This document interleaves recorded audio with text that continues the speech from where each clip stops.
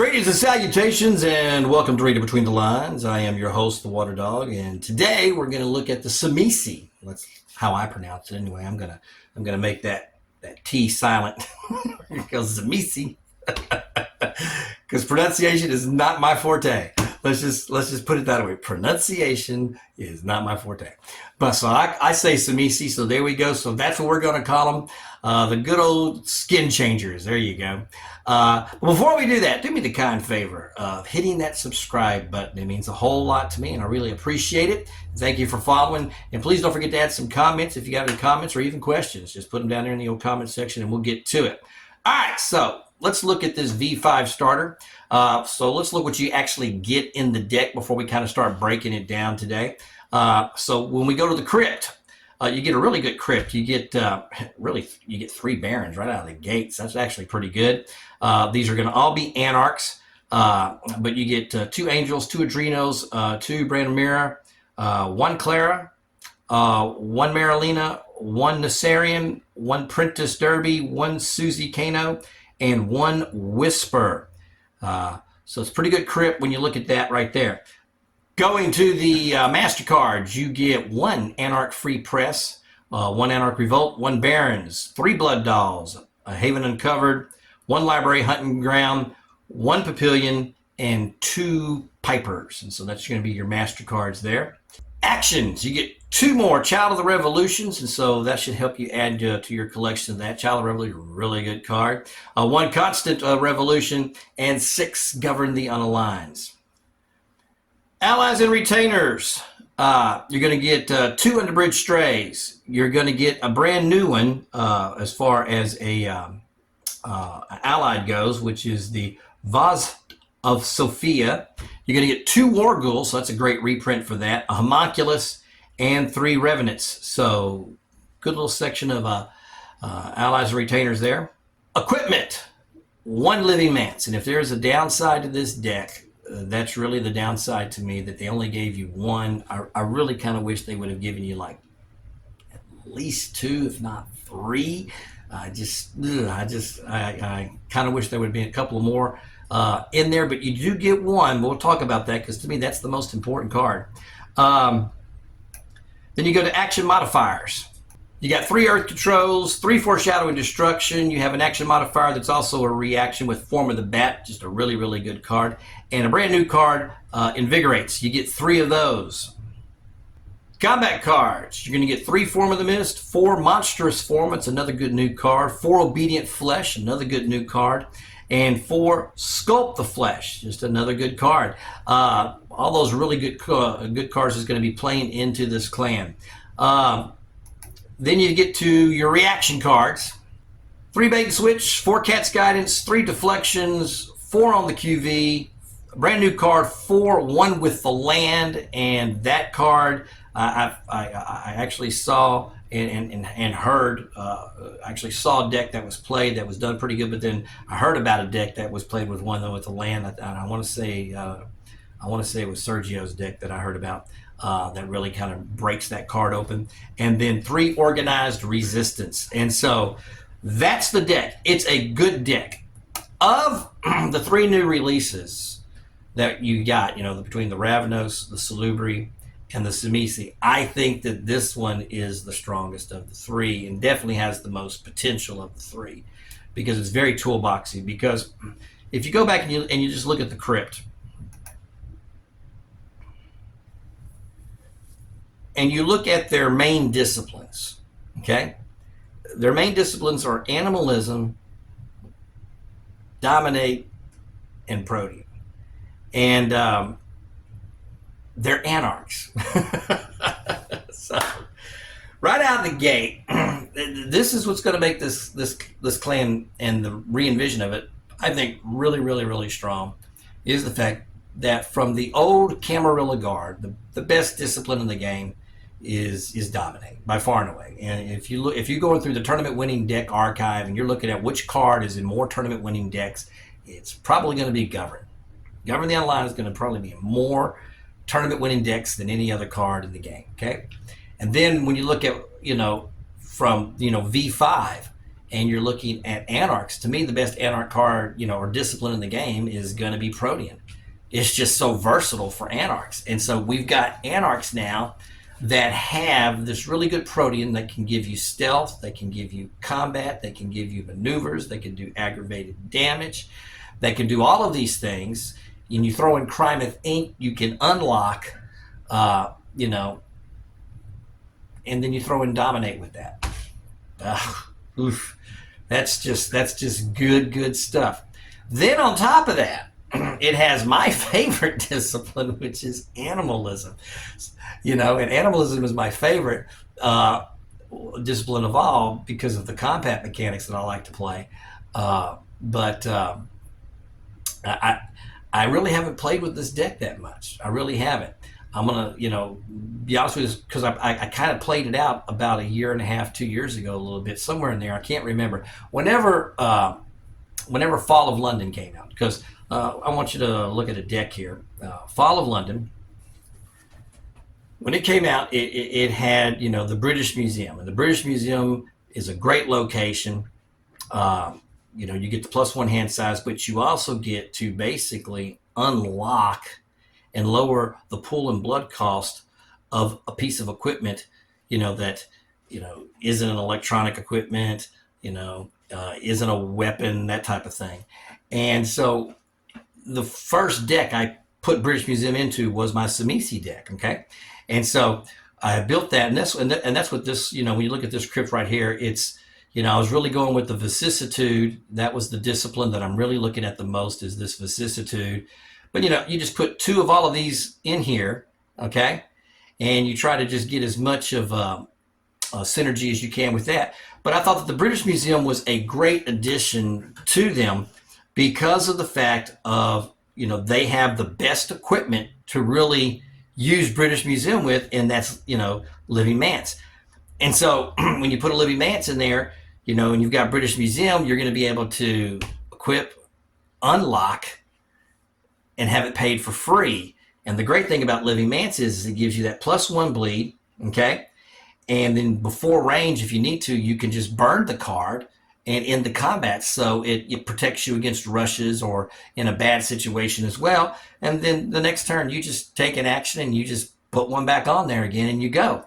And so I like following it up with like Fiendish Tongue, and so what I did was I would simply, equip Living Manse, follow it up with a Fiendish Tongue bleed, because the Fiendish Tongue is great, especially with all the Anarch decks that were out there at the time, or still out there today. What am I talking about? And you do that. And so I had built this thing, and and like I said, I haven't gone back and remessed with it. I had built it, played it for a couple of weeks, enjoyed playing it, and had a lot of fun with it. Because I do like the old vicissitude ability, because it's got a really good little set of combat cards in there and everything. And so this was the original Tzimisce build for me. Okay.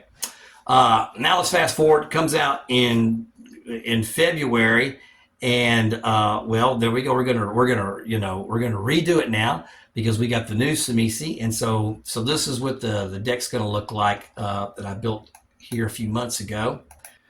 And so I took the new crypt that you get, and this is what I built it. And I built it once again around British Museum because I think British Museum is just so good for this. It's just really, really good. And I watched Darby play it against me. He was at the final table at the Gulf Coast Roast in Dallas, and I was at the final table, and he was across the table from me. And it's just a machine. And the fact is that you can just escape combat whenever you want with this deck. His deck does have some differences than mine, but the main thing is just utilizing British Museum and Living Manse and using that Protean and Dominate, and you go. So in my deck, I've got 3 Adrenos, 2 Angels, 2 Nacerians, 1 Branimira, 1 Clara, 1 Marialina, 1 Whisper, and 1 Prentice.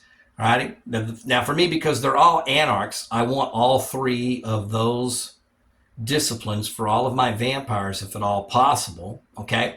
And in particularly, especially at the top end, you know, the 8 cap, the 7 cap, the 6 cap, I want superior dominate so that I can govern down.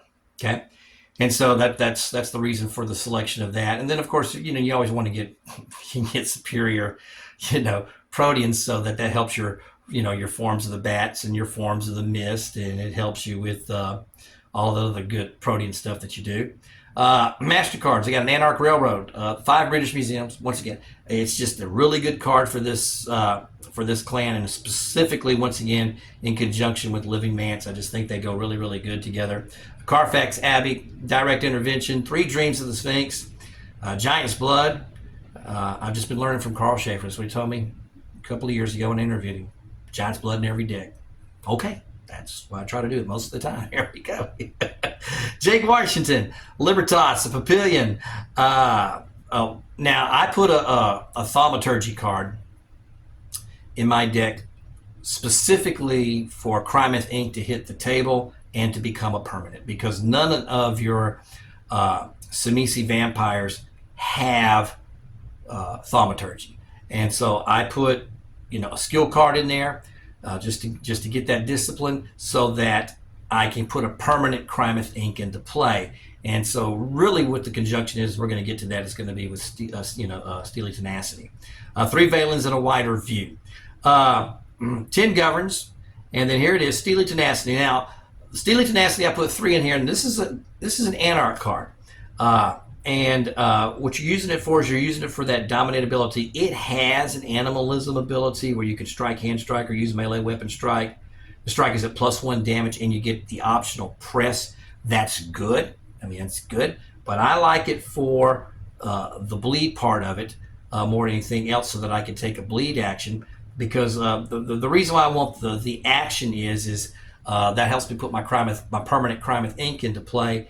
And also because it just helps me with more unlocks for me to just be able to unlock, take more actions, that type of thing. And so that's kind of why I like it. The other thing about it is it's replaceable. So in other words, if you would replace this card instead, you can take this card from your ash heap and put it right back in your hand.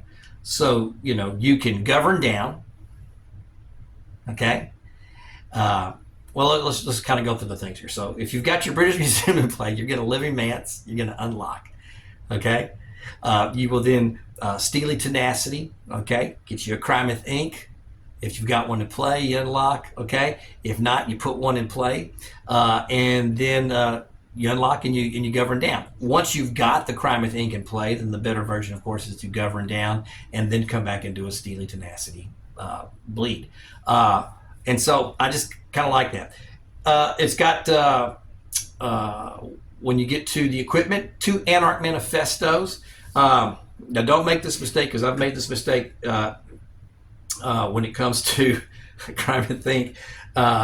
It says the Anarch with this equipment, but it doesn't require the Anarch. The Anarch with this equipment gets +1 stealth action, so you can't Crymeth with that with this card. But what I do like about it is it's a permanent stealth, and with British Museum it unlocks. Okay, so that's another good thing. 2 Coolers, 2 Hearts, 6 Living Mances. If I have my druthers, I'd probably go back and stick in a 7th or even an 8th in there, if memory serves me correct. But like I said, this was thrown together in February, and I haven't really looked back at this in a while. Palatial Estate, the 4 Crymeth Inks, 4 Earth controls. Then you get into action modifier combats. Obedient Flesh. Obedient Flesh is a pretty darn good, card, because as an action modifier, it gets +1 stealth, and then the allies get -1 intercept. So if you got, let's say, Carlton's trying to block you, and Carlton's got a built-in 1 intercept. Well, this card takes that intercept away, and then it gives it the stealth, so Carlton can't block. So once you put this as a modifier, and that pretty much gets you past Carlton in most situations. And then there's a combat card, only usable before range is determined this round. This vampire gets +1 strength, 1 optional maneuver, and can prevent 1 damage. A vampire can play only 1 obedient flesh each round. So it's a good little combat card. Then you go to Rapid Change. Can't beat Rapid Change. You're going to get +1 stealth with that. And then, of course, you get the combat ends as a strike if you get into trouble. Because one of the great things about Protean is you've got so many ways to get past things with your actions, or to try to block, and then at the same time you can combat ends, or you can get a maneuver out of it. And so that's what Protean is just really strong right now. Then you go to action modifier reaction. 4 form of the bat, just a really good card. I've been putting more forms of the bat in there because at the inferior, it's going to give you, basically it's going to give your opponent a -1 intercept. So it helps you get some stealth pass, but if you get in trouble, you get a maneuver. And then if you're at the superior on the defensive end, you can get the intercept. And then once again, you get a maneuver out of it. 2 Murmur of the False Wheels. Then we go to reactions. Deep Ecology, really good card, especially if you've got Animalism and you've got Protean, because you can get the +2 intercept with the card, but you can also then pay the blood to unlock with the Protean. 7 Deflections, dominates just so strong. 3/1 with the lands, and this is, especially after seeing this in more action, when I was up at the Week of Nightmares, and then just hearing, about some of the decks that was using it, it might be a good idea to maybe put a few extra of those in there. I really like the idea of how that was used. Only usable during an action directed at you. At the inferior, you get the +2 intercept. At the superior, only usable by a locked vampire. This vampire unlocks and attempts to block. If they block, neither combatant can strike during the first round of the resulting combat. And so that's kind of neat. You pretty much can protect yourself by doing that. So I like the card. Then you got 3 Organized Resistance, because of course you're running some Barons in there. Combat, 3 Earth Melds, and then 4 Form of the Mist. And then the event, 2 NRA packs, and this is so that we can unlock at the end of the turn. So even if we come back and we equip, of course, with our Living Mance, which is our main cog of equipment card, then you unlock with that. You then try to do a bleed action, particularly with Steely Tenacity. If you've got it, you can do a Govern Bleed. But I like the Steely Tenacity Bleed because that's 3. And there's one thing I did notice, a lot of Archon Investigations were being played. And there were some cases where some people really got crushed when their vampires got toasted down. I was fortunate. I never got a vampire burnt. But I played pretty much on that 3 bleed line out there that week and everything. So it worked good for me. So it's a good deck. And like I said, of the 3, I just think it's the most versatile. It's the most toolboxy. This is the clan. This is the deck that Bill Trox won with. And ironically, he does not use the British Museum. Doesn't use it. Now, to me, I'd use it. I think with this particular clan and Living Mance and British Museum, I just think they go hand in hand. I think it's like peanut butter and jelly. I think it's that good. And you can just rock and roll with that. But check out Bill's deck. Bill's a heck of a player. That was like his 3rd final appearance at the NAC, and just really good. And this was the clan that he won with. And even Darby got to the final table with a Tzimisce deck. They both got to the final table with a Tzimisce deck. And Darby does play with British Museums, like I like to play with. So good deck, very toolboxy. It can be offense, it can be defensive. It's going to gain you some pull. It's going to be able to get out some vampires for you, and it can take a beating. So it's very good against combat decks. I should know because I played a combat deck against Darby, like I said, in the Gulf Coast Roast in Dallas. And I actually went across the table and I rushed him like 6 times or something like that. I think I only finally topored 1 vampire. It was just very resilient with all the combat ends that you can play and protect and defend yourself with. So it's very good in combat. It's very good for bleeding. It's very good for bouncing the bleed. So it can do some damage. So like I said, it's very toolboxy. It's I just think it has the most versatility of the 3 new decks that's out there. Gang, that's all I got time for, man. Man, I appreciate you for watching, man. Hope you hit that subscribe button, and we'll see you soon. Y'all take care.